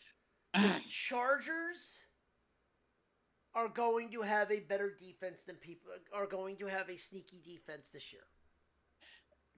I won't even say sneaky. They were the best scoring defense in the National Football League last year, and all they can do is build off of that. But remember, there's no Joey Bosa this year. They did decide to bring back Khalil Mack. They downgraded on the front end, but their secondary in the draft have gotten better. Yeah. And they want to run the football. They have a two-headed monster. I wonder what Omarion Hampton's going to do at this level. He was a stud for North Carolina, and then Najee Harris is also going to be there too. So Jim always seems to have two running backs that can tilt the rock out the backfield. But, I really think this team is going to miss the presence of Rashawn Slater up front. So I thought the Chargers were going to kind of take a step back, even with Rashawn healthy. But, yeah, I think they win at least 7 games. Yep. Or maybe 8 at the most. Next, the Denver Broncos. Their over-under is 9.5. 325 to win the division, and they are 30-1 to win the Super Bowl. This is the team that I have winning the West, the AFC West. Denver, I have them going over with like 11 wins.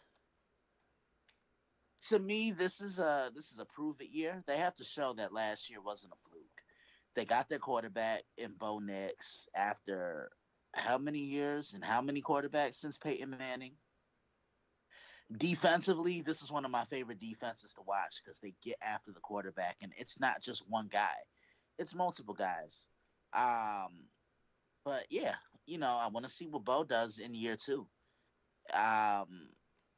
To me now, with the unfortunate injury to the Chargers, I think this has become the biggest threat to Kansas City in the West. I think they win 10 games. Okay. Ryan? Over. Okay. All right. Too bad we can't get them on, but the Vegas Raiders, 7.5 is their over-under. 12-1 to win the division. 90-1 to win the Super Bowl. That 90-1 is playable as a flyer because I think Vegas has a chance to sneak in as the final playoff team, if anything. I think don't get me surprised if they can win and sneak in. I think they'll get 8 wins, and they possibly will sneak in as a wild card team. So I got the over. I still think this is the worst team in the division. I mean, I trust the other teams' defenses more than I trust the Raiders because on the Raiders it's Max Crosby and then who else? They really don't have another guy. And if Max doesn't have it going, they don't have much of anything. Offensively, yeah, Ashton Genty is there, I know. But this offensive line didn't look all that good. That was one of my big takeaways during the preseason. And, which version of Geno Smith are we going to get? Because if they get the 2022 Comeback Player of the Year version of him, the one where he said they wrote him off, but he ain't right back, then we're talking about something. But I'm still trying to figure this team out. I think they win at least 6 games. Okay, Ryan, what do you got? Thank you. Bless you. Vegas. Okay. Over. And next, I'm already going to pencil Ryan in for the under. The Kansas City Chiefs. Asshole. Led by Patty Mahomes. Patrick Mahomes. I know what I said. Their over-under is 10.5 there to win the division. Minus 115. They're 8-1 to win the Super Bowl. I think this team takes a major step back. I think they win 9 games and they get in as a wild card team. Under. This is still the class of the division. They're going to win this division for the 10th year in a row. They have the best player and the best coach in the division. Um, I think this is the best room of receivers that the Chiefs have had in quite some time because each guy can do something different. You have Xavier Worthy. He can run those jet sweeps. You can line him up in the slot. He can go over the top. Hollywood Brown. Obviously you still had Travis Kelsey, but the difference maker is Rashee Rice. Um, Defensively, Kansas City can close games out. This is something they weren't really able to do when Mahomes became their starter. Um, he's in the prime of his career. I think he's going to come back with a vengeance. I think he and Kelsey are out to prove something. This team wins the division again, and I don't think it'll be close. Okay. Yeah, I already have Ryan in there together. So, all right. So then you have KC winning the AFC? Getting to the Super Bowl? No. We're just winning the West. Yeah, definitely. Rye, who do you have winning the West? Denver? Yeah. All right, next, the NFC West, the LA Rams. 9.5 is their over-under. 175 to win the division and plus 16 to 1 to win the Super Bowl. I think this team, as of right now, scares the shit out of me because Stafford's not practicing. And not forget not playing. He's not practicing. He has a bad back again. He's been taking epidurals to calm that down. What the hell are the Rams going to do? I think this team wins 9 games, but technically their over-under is 9.5, so I would take the under. Yeah, I heard about that. I think at this point in his career, Matthew Stafford he's in his Drew Brees chapter. Guess what? There's already a bet in place for the because they play Houston week 1. There's already a bet in at Houston over the Rams. Wow, where's the game at? It's in Houston, I believe. Okay. I'll find out. Look, the other 3 teams in the NFC West still have questions. I have questions regarding them. Like, which version of Sam Darnold are we gonna see? Because he didn't. Sorry, it's in LA. It's in LA. Say it right. LA. That's what I thought. And the spread's 2.5 to the Rams. Okay. Well, I still have some questions about every other team in the NFC West because can San Francisco stay healthy? Because when they're healthy, the only threat to them is themselves. You see what I'm saying? The Cardinals,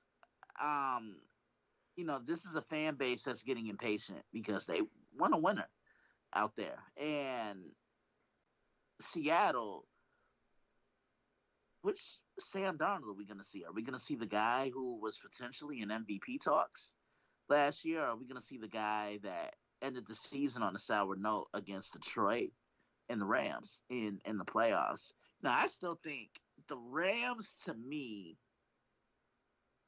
are the most complete team in this division. And with a healthy Matt Stafford, he's the one quarterback I trust out of Kyler Murray, Brock Purdy, and Sam Darnold. I think the Rams win this division.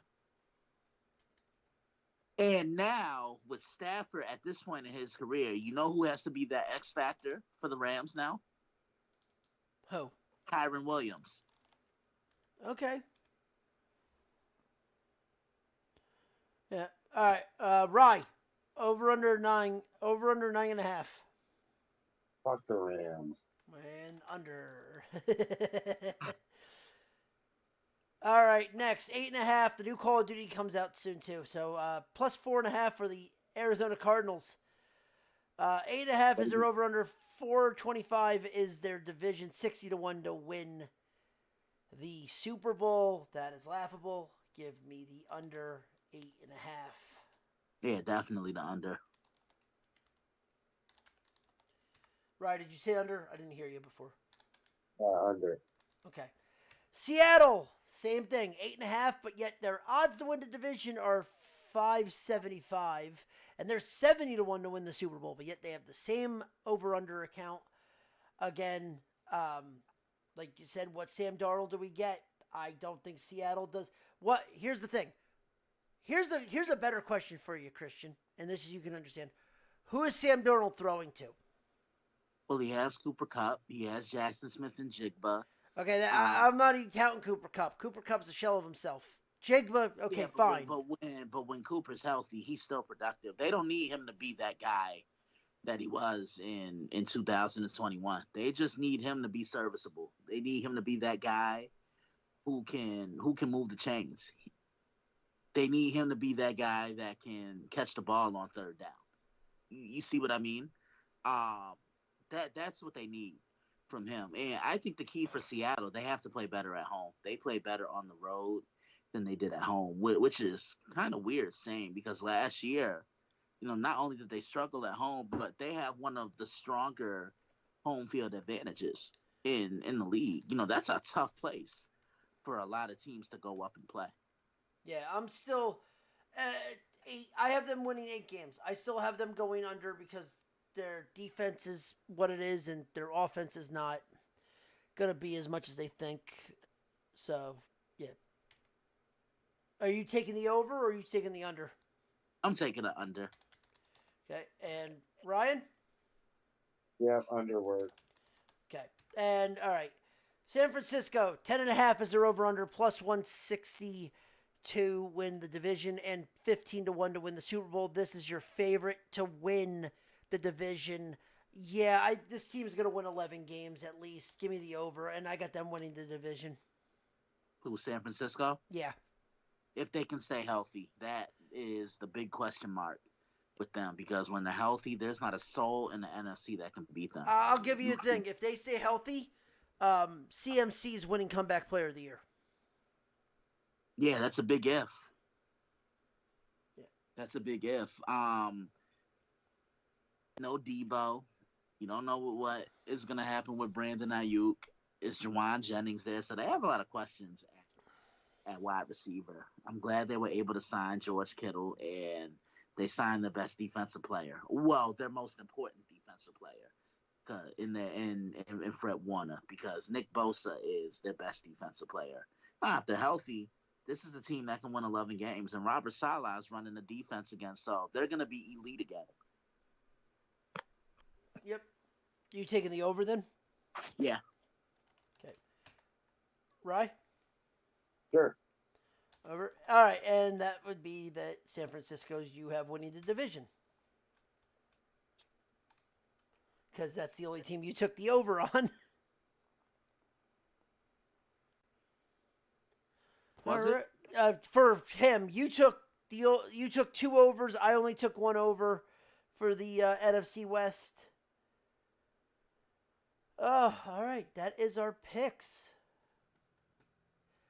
What do we want to do next week? We have the North and the South. Surprise me. I don't care. Yeah, I don't care. I literally, do we want to do something quick next week? Because we're going to be focusing on week 0. Let's do the South because the South is going to be simple. Because the North is just whatever. We'll do the South next week. But all right. Well, with that being said, those were our picks. That is the show. If you like what you heard, please follow us on all social media accounts under the Report Network. Follow us individually on Twitter at F and Ronnie.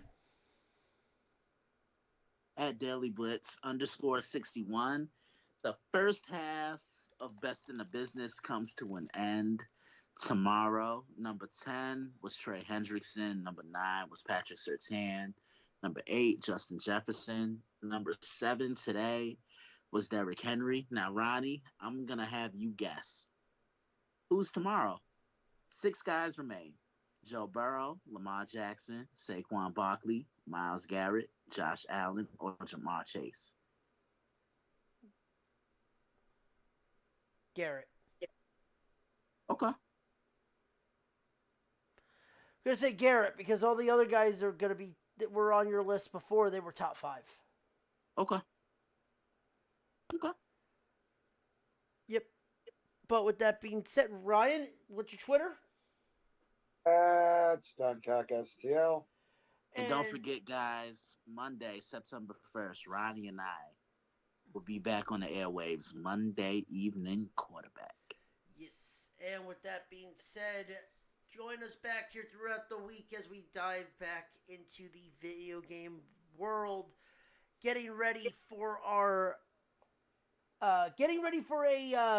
stream by Labor Day weekend that we'll have more coming up in the near future. But with that being said, ladies and gentlemen, if you like what you heard, tell your friends. If you didn't like what you hear, Well, fuck yourself.